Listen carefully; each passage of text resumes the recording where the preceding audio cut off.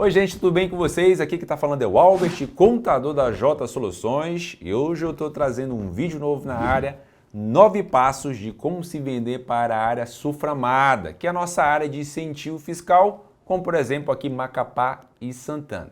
Mas antes, não se esqueça de se inscrever no canal da J Soluções, marcar o sininho e receber sempre em primeira mão nossos vídeos, e dar um like, dar um joinha para a gente compartilhar esta informação.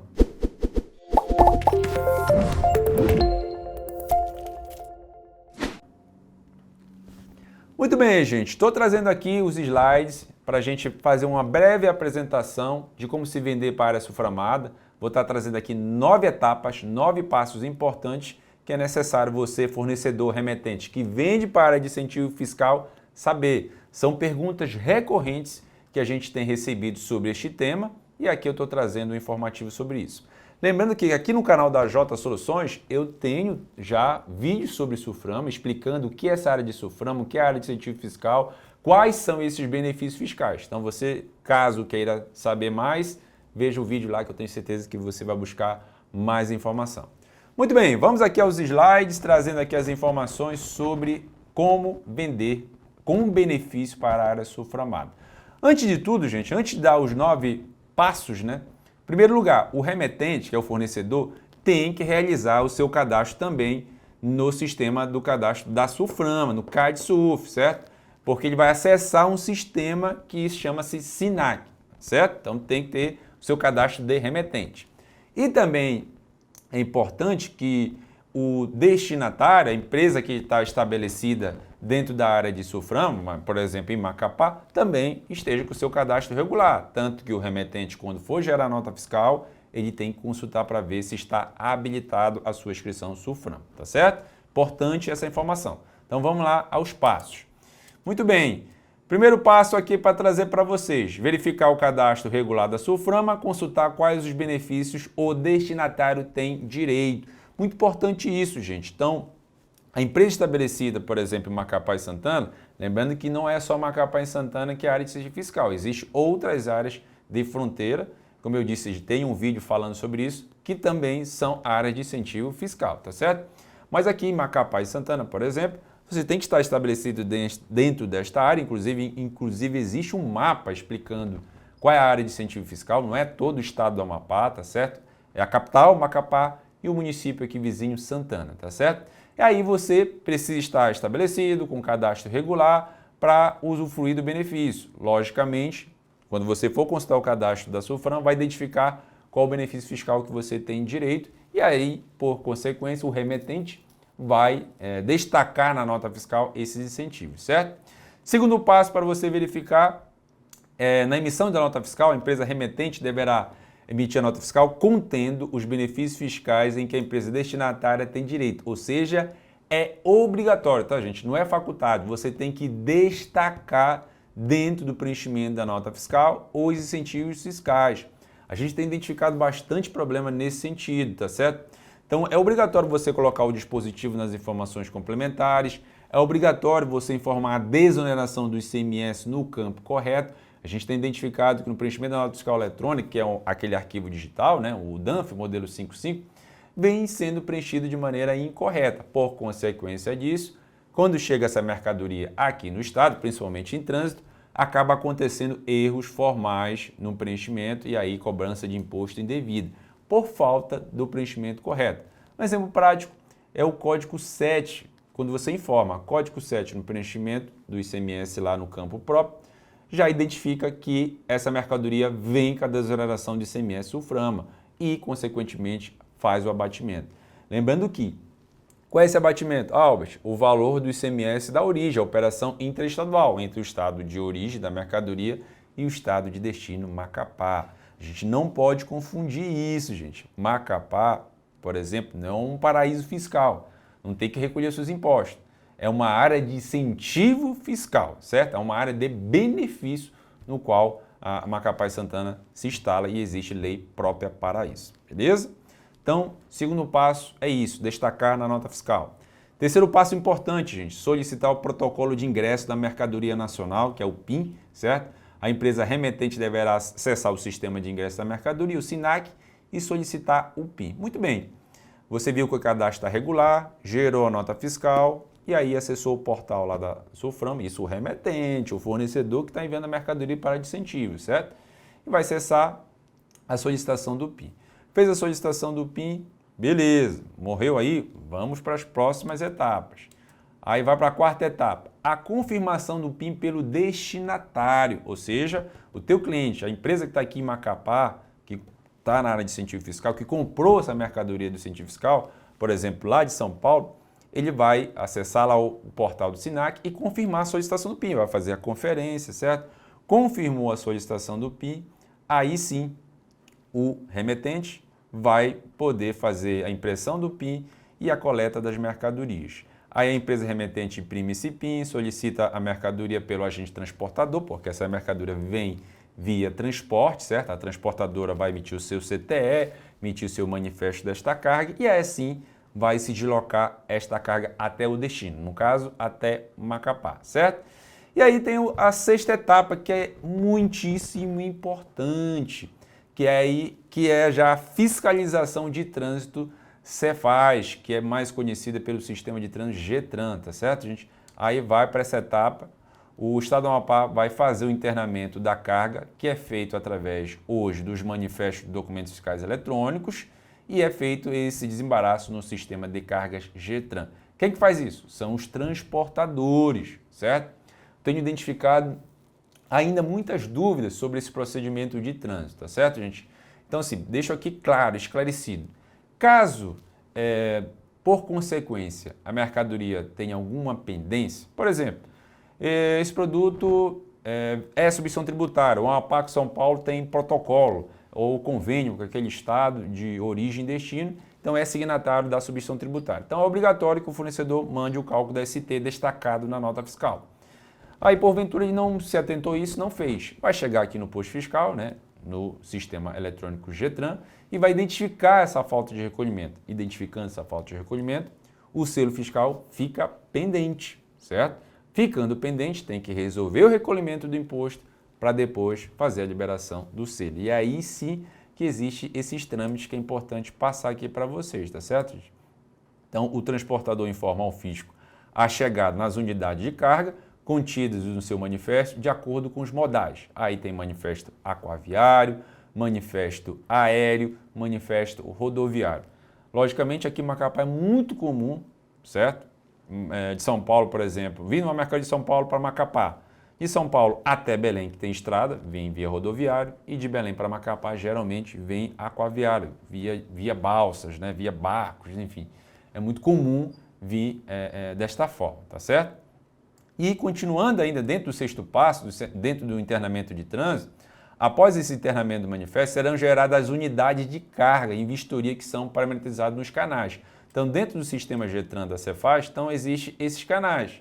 Canal verde, no qual a regularidade documental é atestada de forma integralmente eletrônica, ficando autorizado o desembaraço desta carga.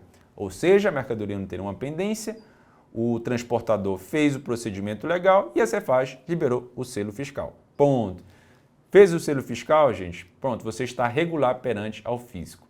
E o que é selo fiscal, gente? Eu já falei, inclusive, aqui, para quem me acompanha, o selo fiscal é a chancela que essa mercadoria está regular perante ao fisco.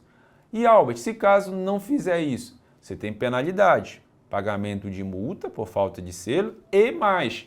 É item obrigatório para você internar esta mercadoria sulframada dentro da área de incentivo fiscal, sob pena de você devolver os benefícios fiscais que você obteve na sua aquisição, tá certo? Canal vermelho, continuando aqui o nosso sexto passo. Canal vermelho, no qual será realizado o exame documental pelo agente da fiscalização com exigência de documentação necessária no desembaraço aduaneiro. Ou seja, o fisco vai ter que fazer alguma análise documental porque ele identificou que está faltando alguma coisa, falta de recolhimento de imposto, por exemplo, certo?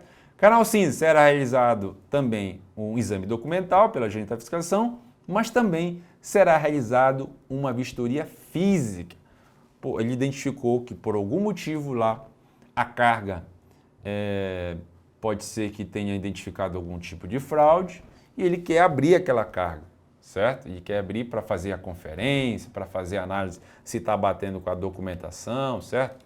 Então isso o fisco faz. se caso cair no canal cinza, vistoria. Então, nesse caso, o transportador não tem que entregar essa carga sem antes fazer esse trâmite, certo? Lembrando que a carga já está aqui, mas não fica em posse da Cefaz. Eu vejo muita gente falando, a carga está presa. Não, a carga não fica em posse da Cefaz, fica em posse da transportadora. Lembra que quem faz esse trâmite, o desembaraço, é a transportadora. E aí tem um canal amarelo, gente. O que é isso? Após análise documental eletrônica, que foram encontradas pendências de recolhimento de ICMS, ICMS de FAO, substituição, valor agregado, antecipação. Então, o canal amarelo é muito comum acontecer quando, por exemplo, liga para o nosso escritório e identifica, olha, não foi liberado o selo, está no canal amarelo, por esse motivo, falta de recolhimento de tal imposto. Nós, como escritório, geramos a guia, calculamos o imposto e repassamos aí para o transportador fazer a liberação do selo. Então, esse sexto passo, gente, ele é fundamental. Então, aí tem dois entes. Nós estamos falando aqui também de Cefaz, né? Por mais que o nosso vídeo aqui é voltado para a SUFRAMA, por remetente saber como é que essa mercadoria ingressa dentro da área de incentivo fiscal, mas é importante saber também que existe uma fiscalização de trânsito, que chama-se GETRAN, dentro da Cefaz, tá certo?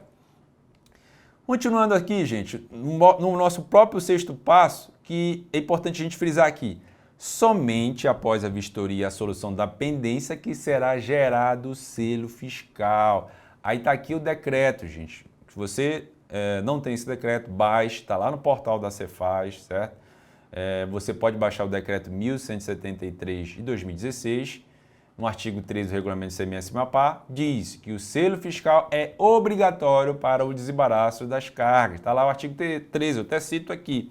Selo fiscal de entrada eletrônica, doravante denominado selo fiscal eletrônico, é o visto de autenticidade e controle dos documentos fiscais eletrônicos fornecidos pela Cefaz para comprovação das operações de desembaraço fiscal eletrônico de bens e mercadorias provenientes de outras unidades da Federação. Muito bem, gente. E com o selo eletrônico gerado, o transportador está autorizado a fazer a entrega da carga. Aí sim, gente. Por isso é interessante e importante fazer esse trâmite.